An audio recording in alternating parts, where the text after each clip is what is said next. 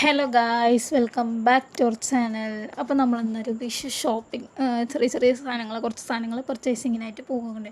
അപ്പോൾ മേഘേഷ് വന്നിട്ടുണ്ടായിരുന്നു. മേഘേഷിൻ്റെ അമ്മ, ഞാൻ, അച്ഛനമ്മ എല്ലാവരും കൂടിയിട്ടാണ് പോയത്. അതിനായിട്ട് നമ്മളെപ്പോഴും വിളിക്കുന്ന പിന്നോട്ടം തന്നെയായിരുന്നു ഇന്നും ഉള്ളത്.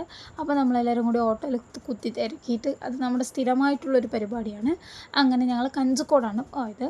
അവിടെ പോയതും ഈശ്വര എല്ലാവിടെയും കടകളും സ്റ്റോളുകളും ഫ്രൂട്ട്സുകളും അത് ഇത് അങ്ങനെ ഒരുപാട് കടകളുണ്ടായിരുന്നു. ഞങ്ങൾ പോയിട്ട് ആദ്യം വീട്ടിലേക്ക് വേണ്ട കുറച്ച് സാധനങ്ങളുടെ ലിസ്റ്റ് ഉണ്ടായിരുന്നു. അപ്പോൾ അതും കൂടി അച്ഛനും അമ്മയും വാങ്ങിക്കൊണ്ടിരിക്കുന്നു. ഞങ്ങൾ വെറുതെ വായി നോക്കി നിൽക്കുമായിരുന്നു.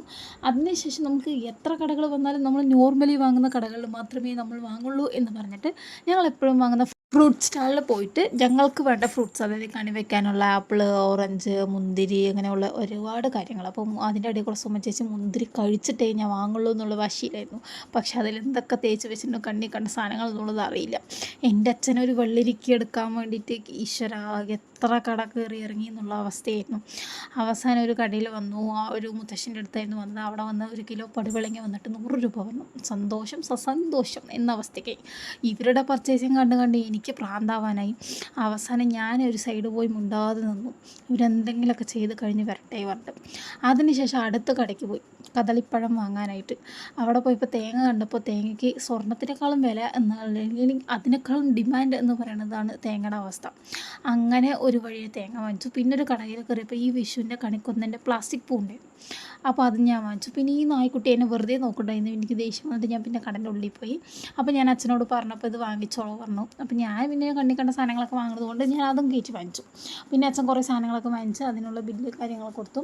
അതിനുശേഷം നമ്മുടെ മെയിൻ തരമായിട്ടുള്ള പടക്കം എന്താ എനിക്കൊന്നും പൊട്ടിക്കാൻ അറിയില്ല, ഒന്നും അറിയില്ല. ആകെ അറിയണ ഒരു മത്താപ്പ്, ഒരു കമ്പത്തിരി, അതുപോലെ പൂക്കുറ്റി, അങ്ങനെയുള്ള സാധനങ്ങൾ.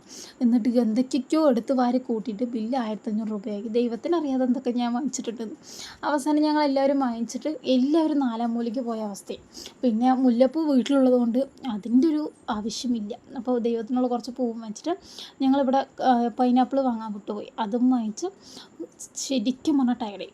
അപ്പം ഞങ്ങൾ ചിക്കു ഷേക്ക് വീട്ടിലേക്ക് ഓർഡർ ചെയ്തിട്ട് ഞാനും മേഘേഷും കൂടി അവിടെ ഇരുന്നിട്ട് ഒരു ലൈമ് കുടിച്ചു.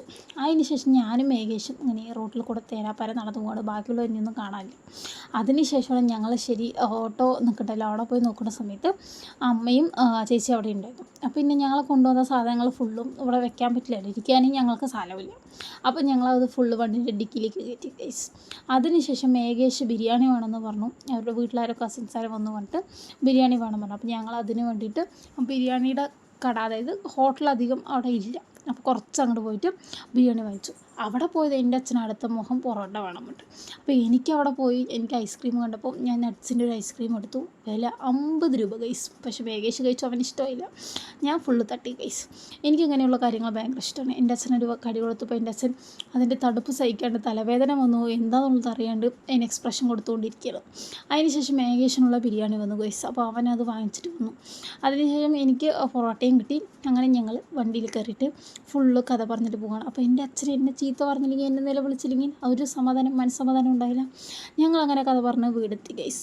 അപ്പം നമ്മൾ ഡിക്കിയിലുള്ള സാധനങ്ങൾ, വേണ്ട സാധനങ്ങളൊക്കെ, നമ്മുടെ സാധനങ്ങളും ചേച്ചിയുടെ സാധനങ്ങൾ, വേണ്ട സാധനങ്ങളൊക്കെ എടുത്തു. ശരിക്കും പറഞ്ഞ ഒരു തെണ്ണ നിറച്ച സാധനങ്ങൾ എന്തിനാണാവോ ദൈവത്തിനറിയാമെന്നുള്ള അവസ്ഥയും. പിന്നെ എനിക്ക് ടയർഡായി. അപ്പോൾ ഞാൻ കൊണ്ടുവന്ന ചിക്കു ഷേക്ക് കുടിച്ചിട്ട് കുറച്ച് നേരം റെസ്റ്റ് എടുക്കുക എന്നുള്ള മട്ടിലായിരുന്നു. അപ്പം നമ്മുടെ വീഡിയോ ഇത്രയേ ഉള്ളൂ. ഇഷ്ടമായ ലൈക്ക് ചെയ്യുക, ഷെയർ ചെയ്യുക, സബ്സ്ക്രൈബ് ചെയ്യുക. ചാ.